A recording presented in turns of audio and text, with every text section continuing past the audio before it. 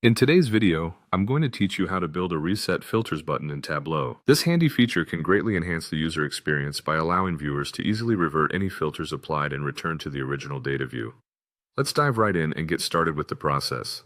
First things first, open the Tableau public app. If you haven't downloaded it yet, you can find it online easily. Once you've got the app up and running, go ahead and access your worksheet. It's important to note that before we proceed, you should already have your sheets ready and a dashboard created. This preparation sets the foundation for building our reset button effectively. Now navigate to open a new sheet. In the Tableau interface, click on Analysis in the top menu and select Create Calculated Field. This process is crucial because we'll use this new calculated field to define the parameters of our reset button. Go ahead and give this calculated field a name.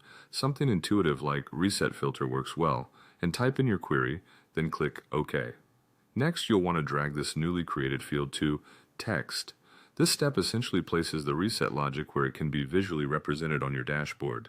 To customize how this text appears, you can click on Text and choose Edit. Here, you can format the text to ensure that it's clear and visible to whoever will be using the dashboard. A clear label like Reset Filters is usually very effective. At this point, it's a good idea to change your view. Switch from the standard view to the entire view. This change allows you to see how your reset button will look within the context of your complete dashboard space, ensuring it's not too crowded or misplaced. Moving on to the dashboard you've created earlier, drag the calculated field, now your reset filter, onto the dashboard. It's usually best placed where users can easily find it, but where it won't distract from the main data visualizations. To ensure the reset button works, click on Dashboard in the menu, then select Actions.